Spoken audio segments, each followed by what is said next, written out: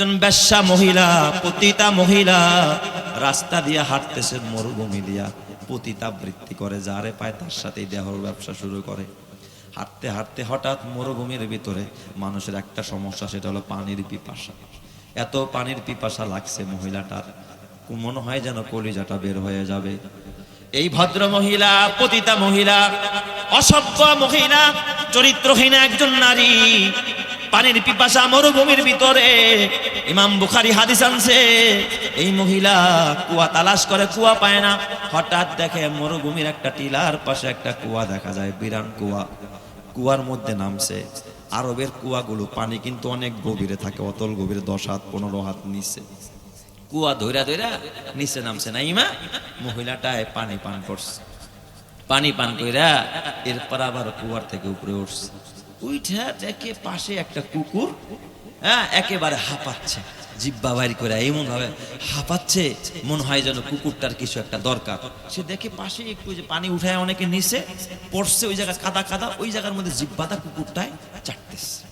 তো মহিলাটায় ভাবছে নিশ্চয় এই কুকুরটার পানির পিপাসা লাগছে। যদিও অসভ্য মহিলা, চরিত্রহীনা মহিলা, এই মহিলা একজন পতিতা মহিলা, আমল করে না, আল্লাহর প্রতিও তার ওই আস্থা নাই। ওইটা দেখে কুকুরটা জিব্বাটা বাইর করে পানির জন্য এভাবে হাঁপাইতেছে। মহিলারা তৎক্ষণাৎ কি করবে, আবার নিচে পায়ের মোজা খুলছে।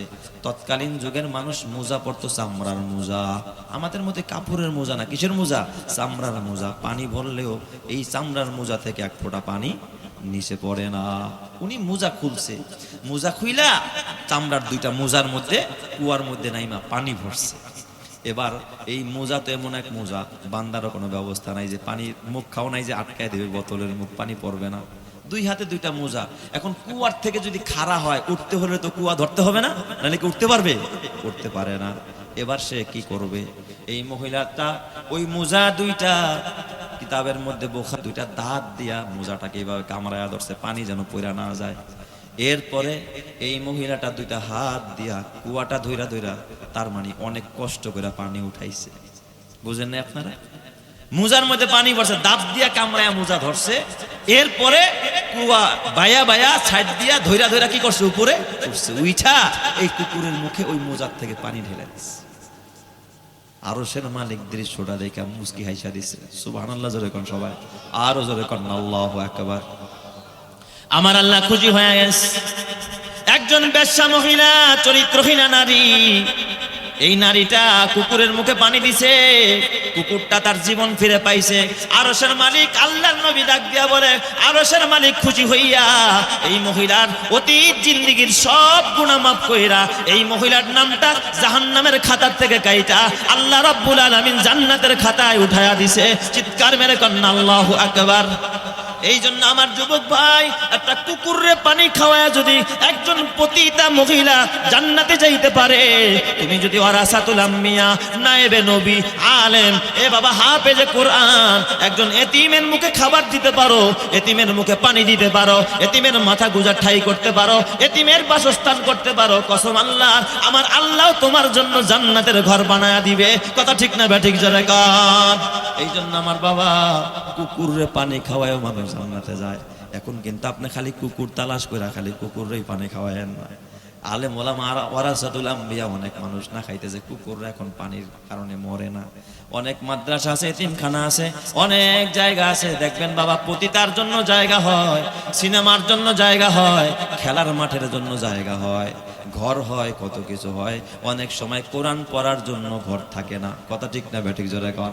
হুজুররা ছাত্র আর নিতে পারে না কেন? থাকার জায়গা নাই, একটা ঘর দরকার।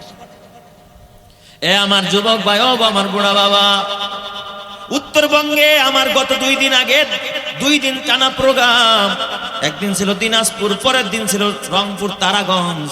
আমি দিনাজপুর প্রোগ্রাম কইরা এরপর তো মাঝখানে একটা দিন সময় পাইছি, ফ্লাইটে গেছি, বিমানে, আমার বিমান আসছে। ওই দিন তো আর আসি নাই, ঢাকা আসি নাই, কারণ এত দূরের সফর। তো সারাদিন ওখানে ছিলাম। যেই মাদ্রাসার প্রোগ্রাম, মাদ্রাসার এক হুজুর আমার কয়, হুজুর চলেন আজকে একটা আপনার আজব দৃশ্য দেখাবো, আজব দৃশ্য। আমি বললাম কোথায় ভাই? আমার নিয়ে চলেন। আমার নিয়ে গেছে, সে আমার আগেই বলে না, আকর্ষণ নষ্ট হয়ে যাবে, আজব দৃশ্য দেখাবে। ঠিক একটা স্কুলের পাশে সেখানে গেলাম। একটা স্কুল আছে, খেলার মাঠ আছে।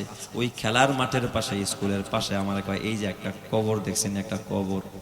আমি বললাম ভাই বললেন কি আর দেখাইলেন কি, এটার মধ্যে কি এমন আজব কিছু আছে? কয় হ্যাঁ হুজুর, হ্যাঁ বড় আজব ঘটনা। কি ঘটনা? কয় এই স্কুলের জায়গাটা এই ভদ্র মহিলা এবং ওনার সন্তানদের এই স্কুলের জায়গাটা ওনারা দিছে। এখানে মানুষ পার্কের মতো নারী পুরুষ দেখেন কিভাবে এসে ঘুরতেছে, বিনোদন করতেছে, গুনার একটা আড্ডাখানা বানায় ফেলছে। এই নারীর কবর এখানে। আমি বললাম কেন, এখানে কিভাবে হলো, ঘটনা কি খুলে বলেন। কয় হুজুর শোনেন, আশেপাশের মাদ্রাসাগুলোর হালাত দেখেন কত জীর্ণ শীর্ণ, বারবার বলা হয়েছে কখনো কিছু দেয় নাই। কিন্তু এই ভদ্র মহিলা, ওনার সন্তান একজন অ্যাটর্নি জেনারেল, বিদেশেও প্র্যাকটিস করেছে, একজন আইনজীবী, বড় একজন অ্যাডভোকেট, একজন আইনজীবী, অ্যাটর্নি জেনারেল। তার মানে উচ্চ শিক্ষিত। ওনার মেয়েও বিদেশে, কানাডার সিটিজেনশিপ। ওনার ছেলেও কানাডায় থাকে, সন্তান দুইটাই থাকে প্রবাসে। স্বামী মারা গেছে আগে। এই ভদ্র মহিলা ঢাকা শহরের গুলশানের এক আভিজাত বৃদ্ধাশ্রমের মধ্যে এই মহিলাটা 7-8 বছর যাবত ওই বৃদ্ধাশ্রমে কাটায়। বলেন তো, বৃদ্ধাশ্রম যতই ভিআইপি হোক না কেন, বৃদ্ধাশ্রম তো বৃদ্ধাশ্রমেই। কথা ঠিক না ব্যাঠিক জোরে কন? বৃদ্ধাশ্রমে ছিলেন, ছেলেও বিদেশে, মেয়েও বিদেশে, খবর নেওয়ার মানুষ নাই। ওই জায়গায় মারা গেছে, লাশ আনার মতো কোনো লোক নাই। কে তার কাফন পড়াবে, কে তার দাফন দিবে, তাকে জানাজা পড়ানোর মতো মানুষ নাই। কারণ স্কুলের কে যাবে, কোন ছাত্র যাবে, কোন শিক্ষক যাবে, খবর নেওয়ার মতো মানুষ নাই। সেখান থেকে বিদেশ থেকে কার মাধ্যমে, কোন সংস্থার মাধ্যমে তার লাশ দেশে পাঠানো হয়। হুজুর আমরা জানাজা এসেছি, এমন কোন মানুষ নাই, কাঁদে নাই। একটাই মাত্র কারণ, আহারে এই ভদ্র মহিলা, অথচ এই জায়গাটার ভিতরে যদি একটা কোরআনের ঘর করত, একটা এতিমখানা বানাইতো, কিয়ামত পর্যন্ত এখানে যত কোরআনের তেলাওয়াত হইতো, যত হাদিসের আমল হইতো, যত তাহাজ্জুদের আমল হইতো, প্রত্যেকটা আমলের সওয়াব ওই নারীর কবরের মধ্যে কিয়ামত পর্যন্ত যাইতে থাকতো। কথা ঠিক না ব্যাঠিক জোরে কান? এই জন্য আমার পর্দারের মা, কারো টাকায় সিনেমা হয়, কারো টাকায় মা দুনিয়ার টয়লেট হয়, কারো টাকায় ঘর হয়, কারো টাকায় বিল্ডিং হয়। কিন্তু মা তুমি যাই না রাখো, তুমি যদি কালকে মরে যাও, নাকের ফুল সাথে যাবে না, কানের দুল যাবে না, গলার মালা যাবে না, হাতের বালা যাবে না। ও মা, তোমার এই দামি টয়লেটটা তোমার কবরে যাবে না। মা গো, তুমি যা দান করে গেলা, যা আমল করে গেলা, এটাই তোমার সঙ্গে যাবে মা। এই জন্য হাতে পায়ে ধরে বলি, খবরদার, যা কিছু করবা আখিরাতের জন্য করো, আমার আল্লাহ তোমারে জান্নাত দিয়া দিবে। কথা ঠিক না ব্যাঠিক জোরে কন? আমি বললাম ভাই, তাহলে তার সন্তান নাকি কোনো খবর নেয় না? কয় সন্তানদেরকে নাকি ফোন করা হয়েছে, সন্তানরা বলছে আমার মা বাবা যেমন আমার জন্য করছে, আমরাও আমাদের সন্তানদের জন্য তেমন করতেছি, সমস্যা কোথায়? মারটা মায় করছে, এখন মায়ের পাচ্ছে তো মা পাচ্ছে, সমস্যা কি? এ আমার বাবা, তারা আখিরাত বুঝে না, মায়ের ইজ্জত বুঝে না, মায়ের কদর বুঝে না। এ যুবক ভাই, কোন আলেমের মা বৃদ্ধাশ্রমে যায় না, কোন ইমামের মা বৃদ্ধাশ্রমে যায় না। ওই মায়ের জীবন বড় ধন্য, যেই মায়ের সন্তানটা মাদ্রাসায় পড়ে, ওই বাবার জীবন বড় ধন্য, যেই বাবার সন্তানটা মাদ্রাসায় পড়ে, ওই বাবার জীবন ধন্য, যে মাদ্রাসার একজন সদস্য হয়। ওই মায়ের জীবন ধন্য, যেই মা মাদ্রাসার একজন সদস্য হয়, কোরআনের ঘর বানায়, মসজিদ বানায়, মাদ্রাসা বানায়। কিয়ামতের ময়দানে এই মসজিদের মাদ্রাসা ওই মারে সুপারিশ করে খোদার জান্নাতে নিয়ে যাবে। কথা ঠিক না ব্যাঠিক জোরে কন? এ আমার বাবা, এই জন্যই দুনিয়াতে যতই বলো এটা আমার, এই গাড়ি আমার, এই বাড়ি আমার, এই সন্তান আমার, এই ফ্ল্যাট আমার, এই জমিদারি আমার, এই ব্যবসা আমার, এই চাকরি আমার, এই পদ আমার, চেয়ারম্যানি আমার, মেম্বারি আমার, ওসিগিরি আমার, ডিসিগিরি আমার, কিয়ামতের ময়দানে কোনো কাজে আসবে না। কথা ঠিক না ব্যাঠিক জোরে কন? এই দুনিয়াতে তুমি যতই করো আমার আমার, চোখ বুঝেই দেখো লাগবে তোমার শুধু যে আধার। যাদের প্রেমেতে তুমি গো আজ হলে দিওয়ানা, এরা জেনে নাও কেউ কবরের সাথী হবে না। যাদের প্রেমেতে তুমি গো আজ হলে দিওয়ানা, এরা জেনে নাও কেউ কবরের সাথী হবে না। কেউ বুঝা তোমার নিবে না সেই হাসর ময়দানে, কেউ বুঝা তোমার নিবে না সেই হাসর ময়দানে। কি আমল তুমি করলে নিয়ে যাবে সেইখানে। ফুল ফোটে যেমন ঝরে তেমন খোদার বাগানে, আয়ু কতক্ষণ কার এখানে কে বলো জানে।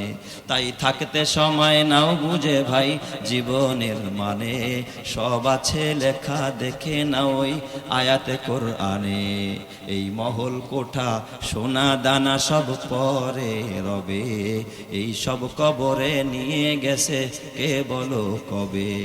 এই মহল কোঠা সোনা দানা সব পরে রবে, এই সব কবরে নিয়ে গেছে কে বলো কবে। 2 গজ জমি কয়েক গজের ওই সাদা কাফন, শুধু এইটুকুতেই হবে তোমার জেনে নাও দাফন।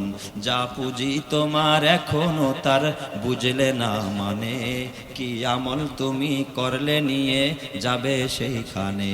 ফুল ফোটে যেমন ঝরে তেমন খোদার বাগানে, আয়ু কতক্ষণ কার এখানে কে বলো জানে।